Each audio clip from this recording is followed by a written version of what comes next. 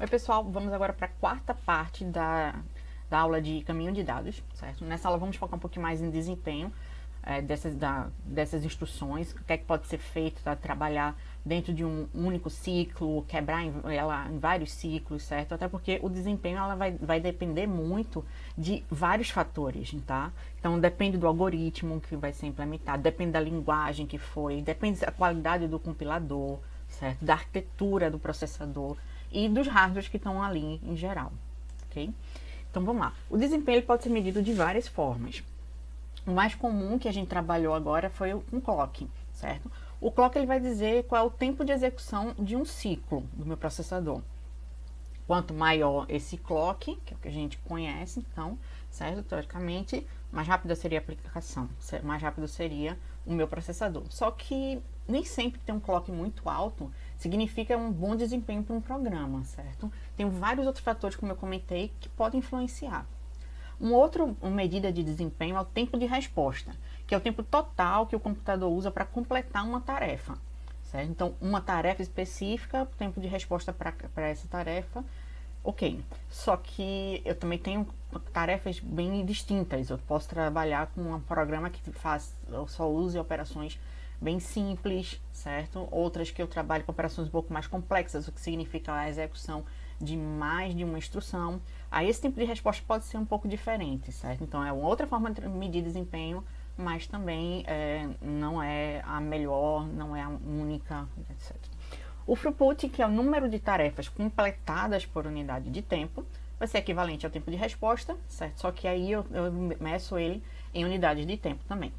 E o MIPS, que é a taxa de instruções, certo? Na verdade, milhões de instruções por segundo. Então, a taxa de instruções executadas por segundo, certo?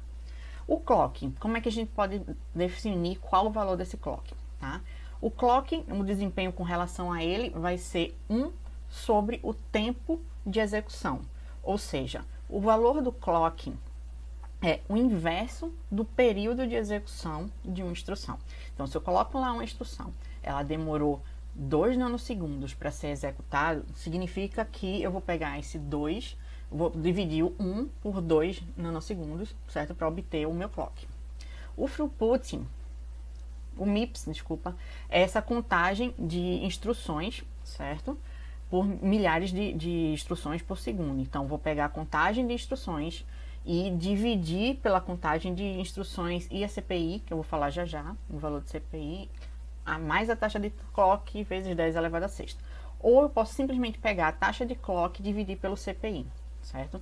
Vezes 10 elevado a sexta. O CPI vai ser basicamente quantas instruções eu consigo executar, tá? Então, dando continuidade, o CPI que falou na slide anterior, ele vai ser o número médio de ciclos de clock por instrução, tá? Para um programa ou para um fragmento de programa, certo? Então, numa arquitetura monociclo, quando uma instrução ela vai ser executada dentro de um único ciclo de clock, esse CPI vai ser 1, sempre, ok? Para arquiteturas multiciclo, aí no caso esse CPI vai ser modificado, e aí vale a pena realmente conhecer para poder definir o throughput. O desempenho também pode ser medido como por bips, milhares de instruções por segundo, por milhares de instruções de ponto flutuante por segundo. Então, aí eu mediria quantas operações com esses pontos flutuantes eu teria, tá? É um outro tipo de medida interessante de trabalhar, mas muito utilizada. A quantidade de flops que usa um processador ele precisa, mas como eu disse, também não é uma verdade absoluta, não é uma medida de desempenho tão realista assim. E o tempo de CPU, que é o tempo real que a CPU gasta calculando para uma tarefa específica, certo? Esse CPI, eu já tinha comentado, ele vai ser um número de ciclos de clocks da CPU dividido pela contagem de instruções. Então, quantas instruções foram executadas e quantos ciclos de clock foram necessários para aquelas instruções, ok? O tempo de CPU, ele vai ser o contador de instruções vezes esse CPI, esse número médio de ciclos de clock por instrução, dividido pela taxa de clock, tá? O cálculo de cada um desses. E o megaflops, certo? O mflops, ele vai ser o número de operações de ponto flutuante dividido pelo tempo de execução, multiplicado por 10 a sexta, que vai ser devido ao ômega, né? Então pronto, aqui está uma arquitetura que a gente falou nas partes anteriores dessa aula, que eu mostrei qual era o caminho de dados para instruções do tipo R, que é equivalente a essa ALU-type, tá? O primeiro, do tipo load e store, que são essas duas próximas, certo? E as de branch e jump, que vai ser no próximo slide. Para esse tipo de instrução, certo? Por exemplo, para o tipo da ALU, como vimos, ele vai utilizar o PC, a memória de instruções, o banco de registradores, a unidade lógica e aritmética e banco de registradores novamente. Então, para essa instrução, o caminho de dados percorre quase todos os elementos principais, exceto a memória de dados, certo? Para o load, ele vai ser o load é uma das instruções mais longas que eu tenho, ele vai percorrer todos os elementos, tá? E o store, ele percorre quase todos, só não retorna informação para o meu banco de registradores, certo? E como é que eu defino o meu clock? O meu clock vai ser definido pelo maior caminho. Então, qual dos caminhos eu utilizo mais elementos, certo? Então, nesse caso aqui, vocês podem perceber, já de cara, que é o load. O load vai usar todos esses elementos presentes nessa imagem. Então, o clock vai ser definido por quanto tempo preciso para executar da função de load, certo? Se eu considerar que cada uma dessas etapas aí tem esses valores específicos de, por exemplo, 1 nanosegundo para acesso a registradores e 2 nanosegundos para acessos à memória e execução da unidade lógica aritmética, o maior caminho, que seria o do load, ele vai precisar somar esses valores todos. Então, seria 2 nanos mais 1 mais 2, 2, 2, certo? Então, seriam 8 nanosegundos. 8 nanosegundos vai ser meu período de execução. Para calcular o clock, ele é o inverso do período, e chegando então a um clock de 125 MHz. Tá? Então seria o clock necessário para esse tipo de configuração aqui. E quanto da CPI, o CPI é 1, como eu falei, a CPI vai estar trabalhando com número de clocks por número de instruções. Então eu tive um clock para uma instrução sendo executada. Então é por isso que é sempre para uma arquitetura monociclo, independente do tipo de instrução, vai ser sempre 1. Certo? E o tempo de CPU, 8 nanosegundos, que já foi o calculado anteriormente. Tá? Alguns problemas que temos na arquitetura do monociclo é basicamente, eu vou só defender o clock pelo meu caminho mais longo. Mas, e se eu estou executando instruções que eu não uso o caminho todo?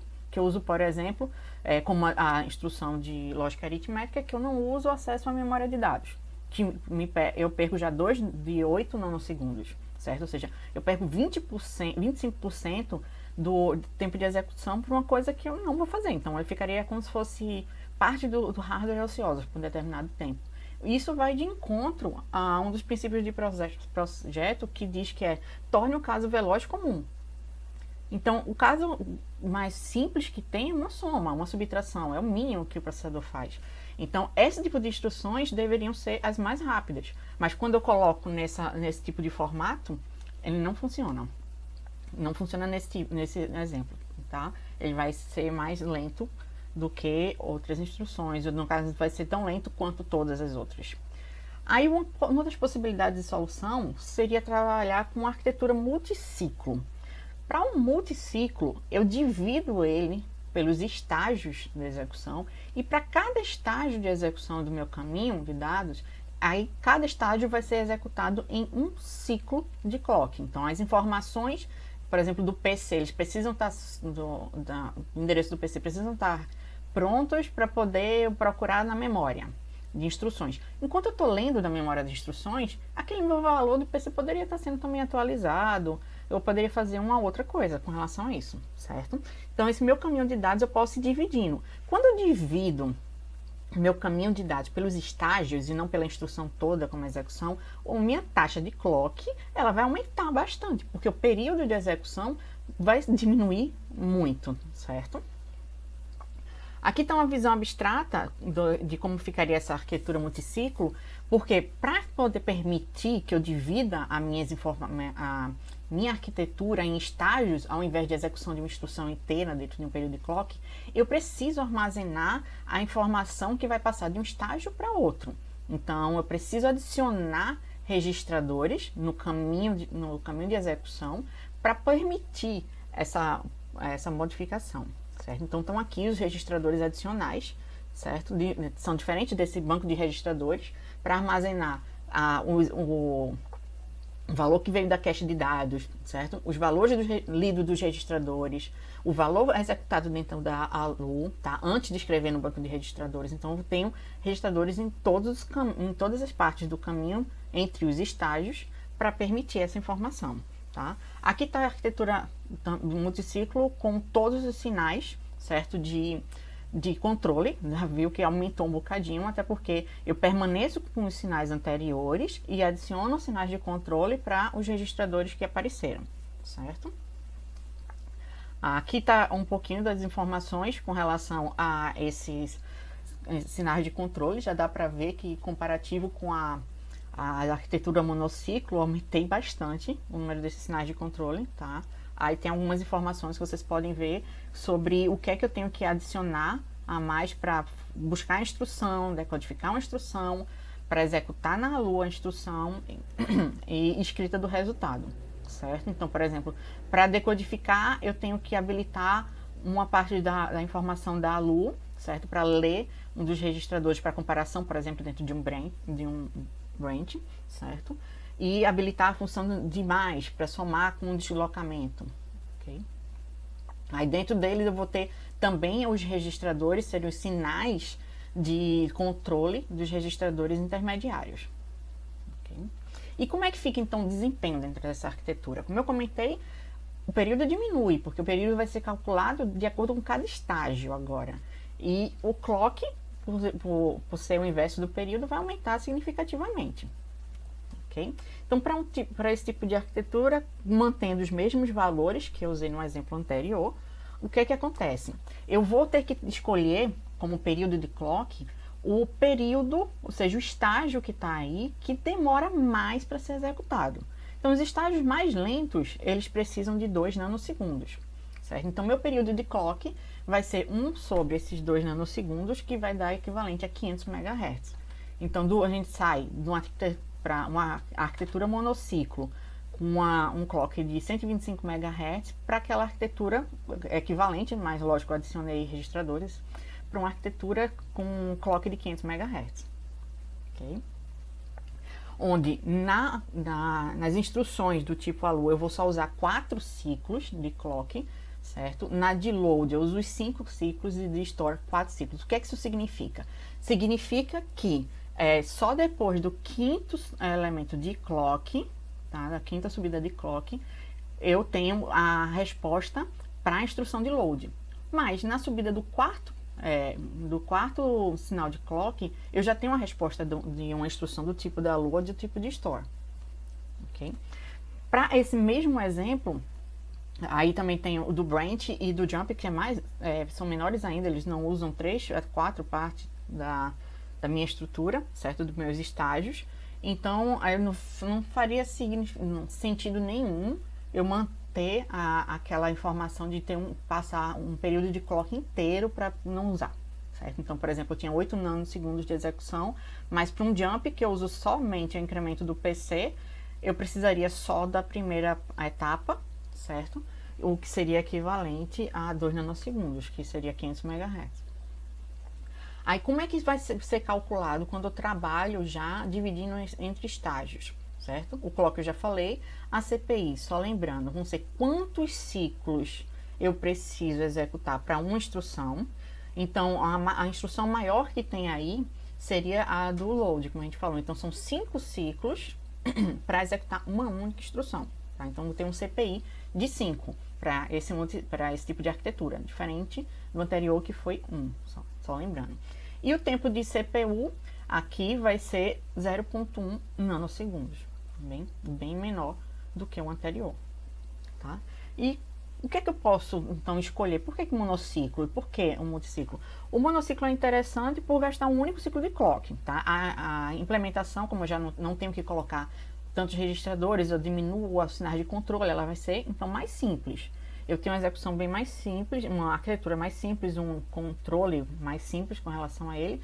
E toda vez que o meu ciclo de clock ele é executado, eu tenho uma mudança de estado, certo? Já na multiciclo, não. Eu tenho o processamento da instrução, ele vai ser dividido em vários estágios, tá? Isso faz com que o meu clock seja maior e vai ser determinado por esse clock. Esse clock vai ser determinado exatamente por aquele estágio de maior execução, tá? E eu libero o computador, eu libero o processador para executar outras coisas, tá? Eu não preciso deixar ele preso por determinado tempo sem ser utilizado, que foi naquele exemplo, por exemplo, do jump. No jump eu precisaria só de 2 nanosegundos para executar. Então, numa arquitetura multiciclo, aquela instrução seria executada em 2 nanosegundos.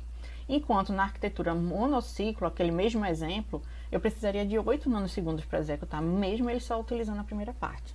Tá? Então, quando eu coloco mais de um ciclo, eu divido em estágios, aumento a complexidade do processador, mas eu melhoro bastante no desempenho. E como melhorar mais ainda esse desempenho?